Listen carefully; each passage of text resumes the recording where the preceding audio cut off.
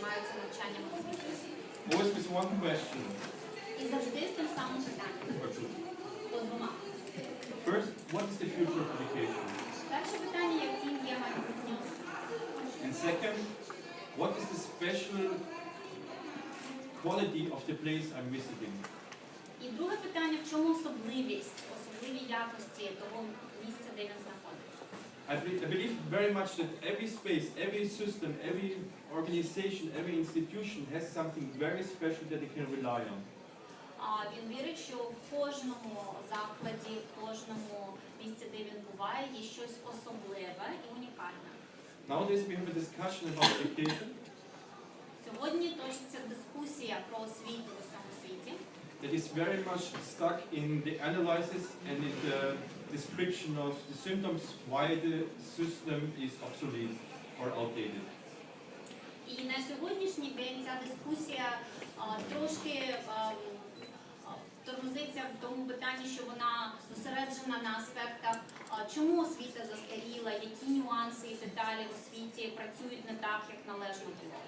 And in this discussion there are many different varieties and different answers and different observations, different ideas. І деталі різняться, є різні спостереження, є різні ідеї, різні відповіді знаходяться. But what we can all observe all around the world, Але в усьому світі відбувається те й саме, і дуже схоже, that we have a system where the kids are, not many kids are happy and many are stressed. що існує система, в якій не всі діти щасливі, дуже багато дітей відчувають стрес. The teachers are under pressure Вчителі також під напругою, and very close to burnout very often. І вони схильні до того, щоб вигорати професійно. The parents expect things that are way beyond normal expectations or what we can have towards their kids. Батьки мають такі очікування і сподівання на своїх дітей від системи освіти, які є за межами розумного. And we are in the struggle of finding out how do we prepare ourselves for a future that we cannot predict. І всі трошки розгублені в тому, як же підготуватися самими, підготувати дітей до майбутнього, яке є таким невизначеним. Nobody knows what's going on in 2 years, in 3 years, in 4 years. Ніхто не може передбачити, яким буде світ за 2 роки, за 3, за 4. Who in here can remember the time when we did not have emails? Хто може пригадати час, коли у нас не було імейлів? Питання, яке ставив Філіпп, чи потрібні школи взагалі? I'm a little bit more radical than some of you. Він вважає, що він трошки більш радикальний, ніж більшість із вас, але багато хто з вас. I don't think that we need schools anymore. Він вважає, що школи більше не потрібні. But this does not matter what I believe. Але не дуже важливо, що він саме вважає, як правильно. I think we all need to find our ways where we feel safe in order to learn, where we feel safe to make mistakes. Кожній людині потрібен простір, де вона б відчувала себе безпечно і відчувала, що є безпечним помилятися. And there are some things that are very, very fundamental. For example, very fundamental in a way that we should respect ourselves as not I teach you something, but what can I learn from you. І одним з основних таких надважливих є поняття про те, що має бути взаємна повага і не має бути позиції вчителя. Я тебе навчаю, але не можу нічого навчитися в тебе.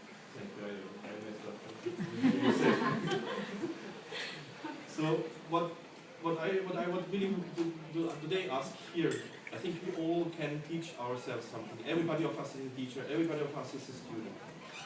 Філіпп вважає, що кожна людина є одночасно і вчителем, і учнем або студентом, і кожен може і вчити когось, і навчатися іншому. I visited now more than 140 schools around the world, and the most important, what was important for me was always how is the relationship between the people there. Він відвідав більш як 140 шкіл по всьому світі і завжди ставив собі і іншим питання, якими є стосунки між людьми в кожній школі.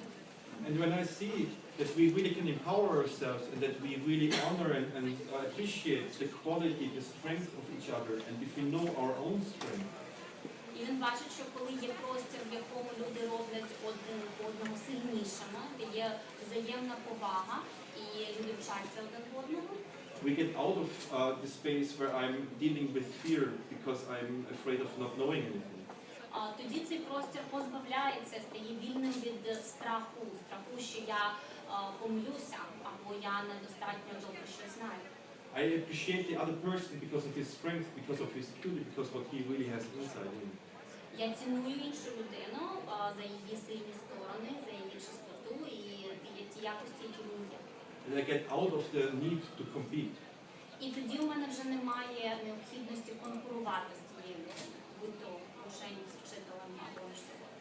Nowadays we live in times where we have more dead people committing suicide than being killed in terrorist attacks or war.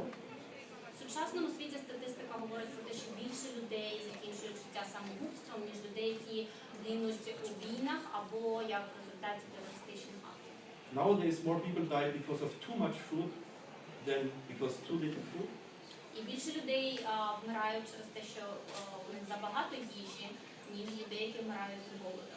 Yes, we should not ignore that there are areas where they really have too little food, and I'm not questioning that, but I'm saying Філіп не пропонує ігнорувати ті частини світу, де люди насправді потерпають від голоду, але what I'm saying is that our perception of reality is so different and has so changed, and we all have a different reality, and we are now connected through internet, through emails, that we are now getting more and more aware of it. But collectively, somehow, we don't step out of fear. Кожен з нас існує в своїй реальності, але завдяки технологіям інтернету ці реальності переплітаються, і ми навчаємося і дізнаємося про інші види реальності, і ми можемо колективно допомогти один одному позбавитися відчуття страху. And so the question of school, not school, which school, is for me a question that is leading us in the wrong direction. І тому питання про школу, яка школа або ніякої школи веде нас в певному напрямку. We need to start asking ourselves bigger questions. Питання мають бути більш масштабними. We don't know if the job that we try to prepare our kids still exists in 5, 6, 10 years. Ми не можемо бути впевнені, що та професія, до якої ми готуємо дітей, буде взагалі існувати за 5 років. We don't know how the future will look like, so we have to prepare ourselves in order to create moments, to create qualities in ourselves, and the bonding, what we said before, face-to-face relationships. How do we empower ourselves in the community around us to still be able to deal with the transformation, the speed, the development we have. Тому ми маємо розвивати ті якості, які допоможуть людям адаптуватися і підлаштовуватися під світ, що змінюється дуже швидко. І саме міжособистісні стосунки і зв'язок однієї людини з іншою або одного суспільства з іншим може допомогти в цьому. So what I really ask you today Тому сьогодні справжнє питання є таке. is to get out of the discussion that education is bad. І я вас прошу відійти від дискусії про те, що поганого в освіті. That school is killing the creativity of our kids. Не говорити про те, що школа вбиває творчий запал у дітях.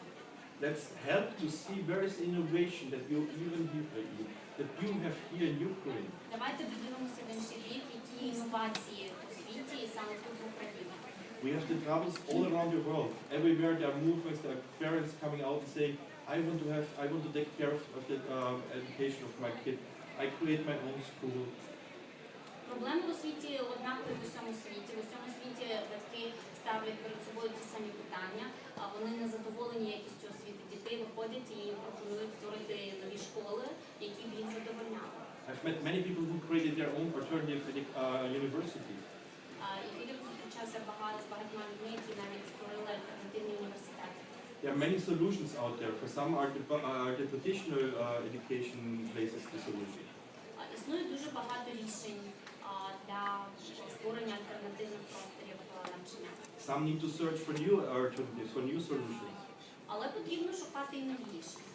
In the end, it's important that we are really creating satisfaction and happiness within us. Але найважливішим завжди є те, що це має приводити до відшукання почуття щастя і задоволення всередині кожної людини. That we can look with dignity into our eyes Щоб ми могли з гідністю дивитися один одному в очі and start to learn to work together, to collaborate together. і навчатися співпрацювати і працювати разом. Nobody around the world knows where we are going to in education, what the future of education will look like. Ніхто не може відповісти на питання у світі, яким буде майбутнє освіти. But everybody of us as a person, everybody of us as a region has certain answers. Але у кожного є якісь конкретні відповіді.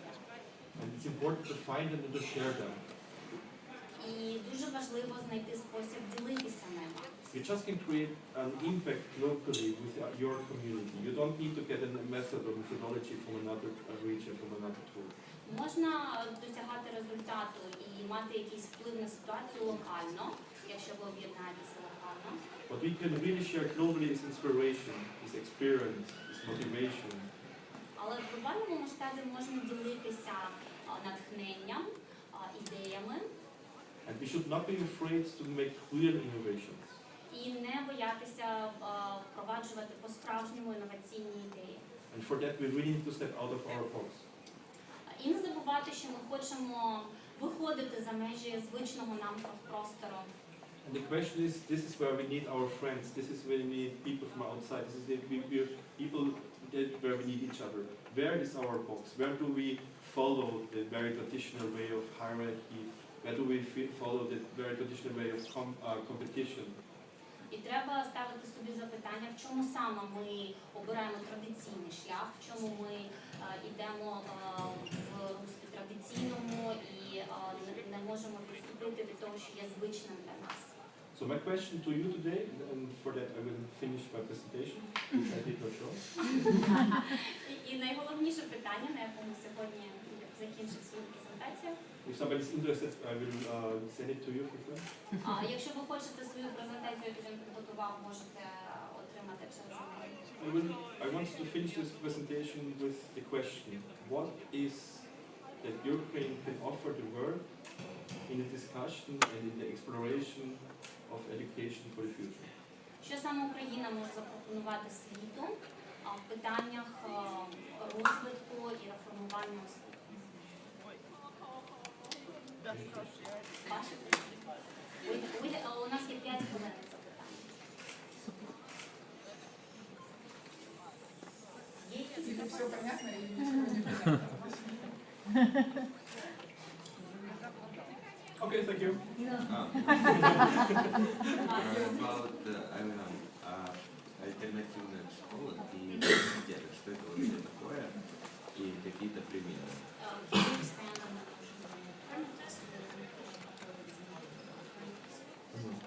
I don't like the term alternative very much. Філіппу не дуже подобається насправді термін альтернативний. Because just with this, and I'm using it very often, I know that, but with this terminology you already create a separation. Він дуже часто його використовує, але коли він використовує, він розуміє, що виникає таке відокремлення таких шкіл від звичайних. Let's call it preferred education. Давайте називати це такою освітою, яку б ви свідомо вибрали.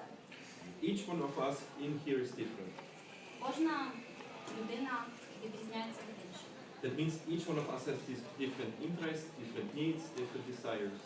Ми маємо різні інтереси, потреби, бажання. And there are a lot of solutions out there like democratic education, І є рішення такі, як демократична освіта, where the kids can decide what to learn, how to learn, and when to learn. де діти самі вирішують, що саме вивчати, де вивчати і коли вивчати це. They are integrated in the decision process about the whole school. Вони інтегровані в процес прийняття рішень щодо того, як організована школа. There's Montessori, there's Waldorf. Є система Монтессорі, Вальдорфська система. There are many different methodologies. І всі ці різні методики. There's homeschooling or unschooling, where kids Є learn навчання in their домашнє, family environment. де діти навчаються у родинному середовищі. So you can find a lot of methodologies, and in the end, it's really depending on you, what you want and what you need. Можна знайти різні методики, і в кінці кінців це буде те, що вам потрібно, комбінація, яка вам потрібна і працює за вас. I would like to bring two examples, one from Puerto Rico and one from Brazil. Гліб наведе два приклади з Пуерто-Ріко і один з Бразилії. The example from Brazil is for me more or less where I see, wow, this is where future, the education of future can be. І приклад з Бразилії саме такий, яким би Філіп бачив школу в майбутньому. And it's not a school, І це не школа. it's a software company. Це компанія, яка створює програмне забезпечення. What happens there is that in the afternoon, the company opens the doors for kids to come in and to explore, to play with robots, to play with computers, to play with guitar, to learn from each other. Що там відбувається, це те, що ця компанія відкриває свої двері кожен день у другій половині дня, і діти мають відкритий доступ, і приходять і використовують простір і обладнання для того, щоб вчитися з роботами, гітарами, програмним забезпеченням, комп'ютерами. So what happens, this company is just creating a safe space where the kids can experiment, test out what they really want to do. Все, що компанія робить, це створює безпечне середовище і простір, де діти можуть навчатися, чому вони хочуть. There's nobody leading the process. Там ніхто не керує цим процесом. I saw a 6-year-old girl creating a drone and flying a drone in there.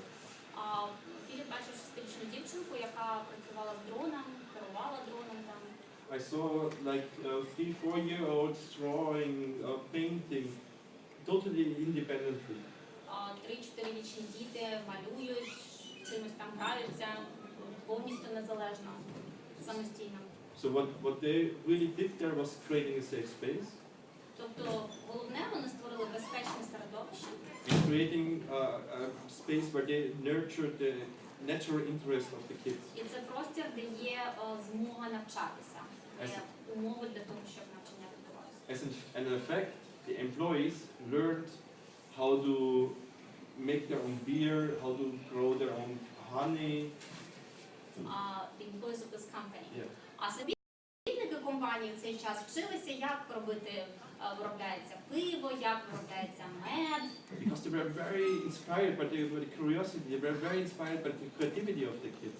Тому що вони були дуже натхнені саме здатністю дітей цікавитися світом, зацікавленістю дітей. So the learning process was not teacher-kid, it was a mutual benefit. Тому процес навчання не з позиції вчитель навчає, а взаємний. The second school is a school in the slums in Puerto Rico. А друга школа, яка в бідному районі Пуерто-Ріко. It's a democratic school. Демократична школа. There kids come out from very troubled family situations. Діти в цій школі переважно з дуже важкими родинними історіями. Maybe they don't have any parents anymore. Вони можуть бути сиротами. Or their mothers are in prostitution, the fathers are drug addicts. Можуть мати проблему, бо батьки займаються або проституцією, або вживають наркотики. Imagine that person that is kind of lost in looking for love, looking for connection, looking for relationship. Їм не вистачає людського тепла, любові, взагалі взаємин родинних. So something which is very natural, very normal, very important for a learning process, for being empowered to learn. Тому їм не вистачає головного для того, щоб бути натхненними до навчання. And they change their lives completely of the kids. І навчання в такій школі змінює їхнє життя повністю, радикально. They got the kids out from the streets. Дітей забирають прямо з вулиць. And it was not learning by learning Spanish, English, or mathematics or something like this. І навчання відбувається не через традиційні предмети англійська, іспанська, математика. They grew their own food. They grew their own plants. They planted. Навчання відбувалося через те, що вони навчалися вирощувати якісь рослини, овочі, те, що може використовуватися в їжу. One became a rapper. Один з дітей став репером, навчився читати реп. They have a very good basketball team there. У них чудова баскетбольна команда. And what happened, they never lost a kid. І ця школа ніколи не втратила жодної дитини, яка покинула навчання. Again, what did they do? Що вони зробили? They created a safe space. Вони створили безпечний простір They created a relationship between the teachers and the kids. і налагодили стосунки між вчителем і дітьми. The headmaster, every day when he came into school, the principal, Директор школи кожен день, коли приходив на роботу, he hugged everybody. Обіймав кожну дитину. Each kid, each professor. Кожну дитину, кожного вчителя. There was a bonding there. They became a І family. вони таким чином будували зв'язок. And those are the places, if you talk about preferred places, that you І should do. саме в таких просторах, в таких середовищах, які люди свідомо обирають, відбувається навчання. And maybe there's also one example from the higher education. І є приклади з вищої освіти. The Nomads Business School in Amsterdam. Є бізнес-школа в Амстердамі для людей, які подорожують. Nomads. Людей, які не живуть на одному місці. Like knowledge and Yes. knowledge. And what they are doing is they're creating a program for 6 months Вони пропонують програму на 6 місяців, where they equip the people in order to ask difficult questions. де вони насправді готують, навчають людей ставити важкі запитання. And it starts with who am I? І найважче з них на початку, хто я такий. What essence do I bring to this world? Яку суттєвість я можу принести в цей світ. And isn't this exactly what we want from our education? І хіба це не те, що ми хочемо мати на виході від нашої освіти? Okay, thank you. У мене таке питання. One question, one more. У мене таке питання. Скажіть, тут багато говорилося Філіппом про сейфті, тобто про безпечне середовище. Скажіть, основна мета школи це в першу чергу соціалізувати дитину. Це звісно навчити математику, чи геометрію, чи ще щось. Соціалізувати дитину і привити якісь навички життя у суспільстві. Коли дитина виходить з цього безпечного суспільства від української школи, виходить на українську вулицю і шукає в Україні роботу. Це буде для неї шок. Нехай Філіп скаже, чи можливо таке зробити в Україні? Це перше. І друге, ось приклади ті, які наводив Філіп. Які практичні наслідки такого навчання в школі, крім того, що в Пуерто-Ріко хлопчик один став репером, інші навчилися грати в баскетбол. Які їм дали практичні знання, як вони їх використали? Question 1. If you create a safe environment for learning, won't it be shocking for children to then get out of school into the unsafe environment of the streets in real life?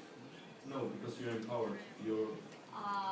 Щодо безпечного середовища, це не має бути проблемою, якщо дитина навчається в безпечному середовищі, вона розвиває свої сильні сторони максимально, і вона підготовлена і впевнена в собі.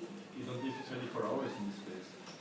І в будь-якому разі вона в цьому просторі не проводить 24 години на добу, але ще є This is the space where you experiment, where you make mistakes, where you can make mistakes and develop yourself. Головне, що це простір, де людина експериментує, має можливість експериментувати і для неї безпечно робити помилки і помилятися. The second question, the practical result or output of these democratic schools in Puerto Rico, what happens to these kids once they get out of school? You very often stay very close to the community. Щодо питання про Пуерто-Ріко, ці діти залишаються в своїй спільноті дуже часто. They make very normal, as I said, one was a rapper, became a rapper, another one started his own small business. Вони деякі починають свій бізнес, але ведуть здоровий спосіб життя і реалізовують себе на відміну від своїх батьків або The outcome is very much that those people are not looking for jobs. Ці люди не шукають роботу де-інде. They very often create their own. Вони здатні імплементувати, створювати щось своє. I think. Thank you very much for listening. Тепер у Філіппа зустріч з міністеркою освіти, він повернеться і можна буде з ним поспілкуватися після того. If you have questions, we can afterwards meet up. Він буде ще доступний на це питання. Thank you very much. Thank you.